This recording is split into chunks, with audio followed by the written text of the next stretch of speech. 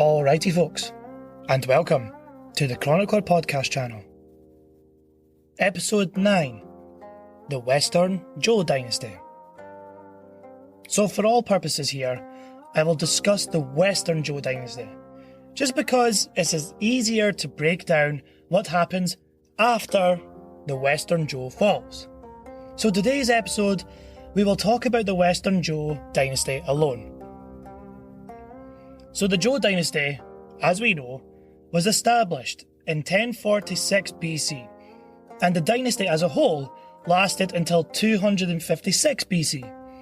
But the period we will be looking at today lasts from 1046 BC until 772 BC, so around 500 years before the Zhou's official end. The Zhou dynasty was China's longest lasting dynasty officially. It lasted over 700 years. But the kings we will talk about in the next episode were nothing more than puppets on strings of their larger states. The dynasty was established by King Wu of the Zhou, and like the start of every dynasty, he was a wise ruler, he was a kind ruler, and he was a good ruler. And of course his son and his sons after him. And I bet at the time he never knew that he would lay the foundations for China's longest lasting dynasty. And yet, here he did.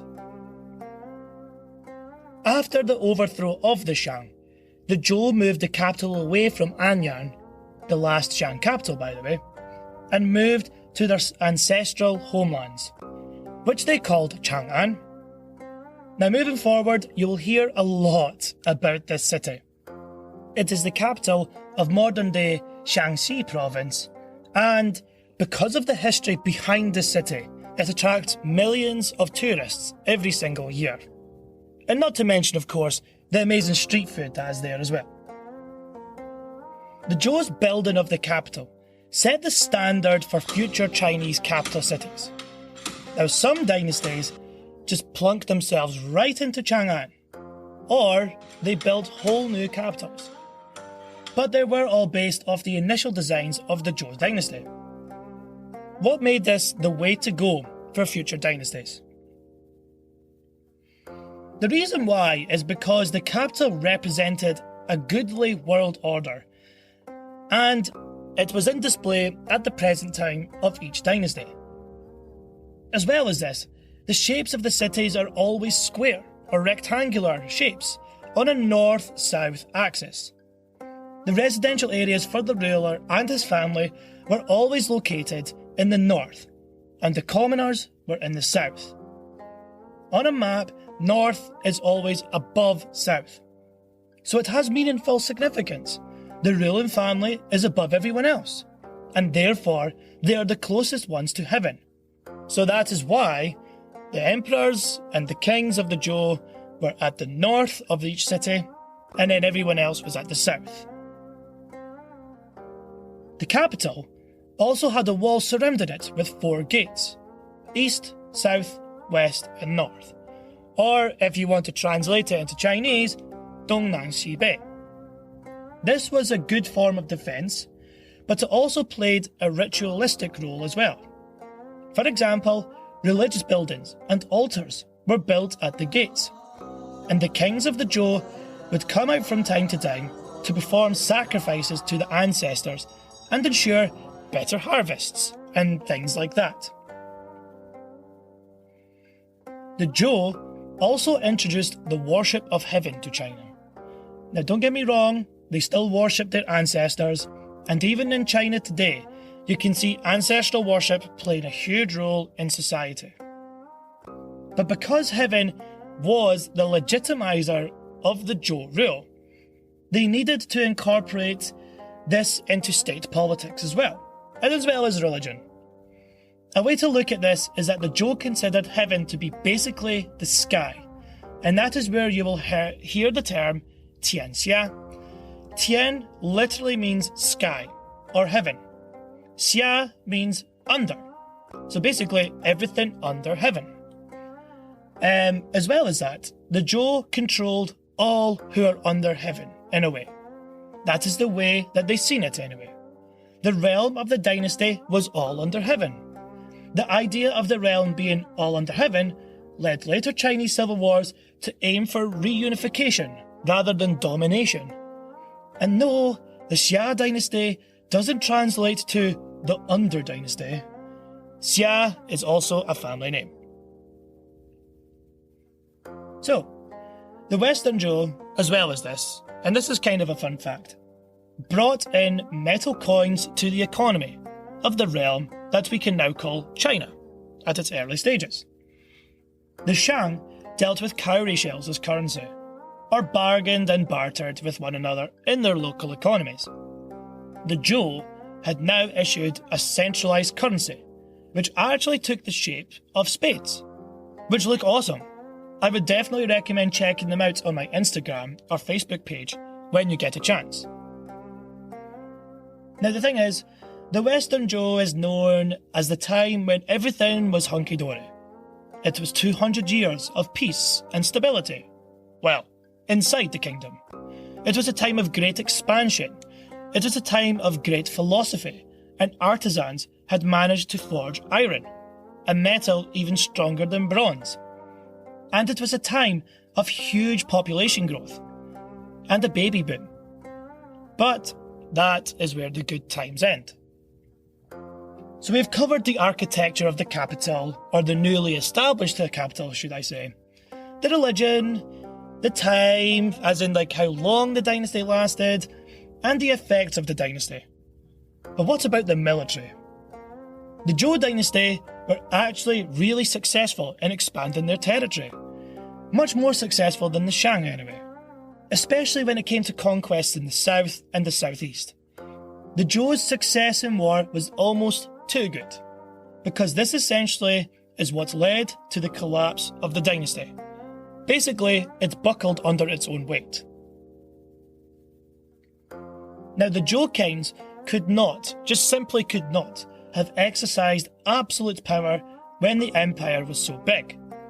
So they employed people to positions of power, and they, in turn, were to pay fealty to the king. Kind of try and think of this as the medieval European feudal system. It's basically that. This was called the Fengjian, and at the top you would have the kings, in the middle the lords or the nobles, and at the bottom you have peasants and merchants and artisans, things like that. Now at the beginning, the bonds between the Zhou kings and their vassal lords was very strong. But they made one fatal error. The position of lords, like kings, was hereditary. That meant that once someone was put in to govern a particular area, his son would take over. And then his son took over. And then his son took over. So what would happen is that those once strong and tight bonds would start to become loose and weak as time progressed. The problem is that the first man to be appointed by the king would also have been a personal friend of the king, and therefore he would be a loyal servant to the king. But what happens generations later? The vassal has never met the king, and he starts to ask questions. Why should I bother paying tributaries to this guy whom I have never met? It actually kind of got pretty weird, because lords who were employed by the dynasty could run their own campaigns, they could run their own militias, they had their own tax laws. It was basically an independent state, under the umbrella of the Zhou. What was also pretty weird was that the vassals could run military campaigns under the name of the Zhou state. Now the thing is, they were supposed to ask permission from kings in order to run a campaign. And usually the answer was always yes. But as time progressed, people didn't even bother asking the Zhou kings for permission. They just did it anyway. And then they would just make the excuse, oh, well, you know, I did it for you. I did it for the greatness of this dynasty. But everyone around the table knew that they were doing it for more power, and then they could later challenge the Zhou for authority.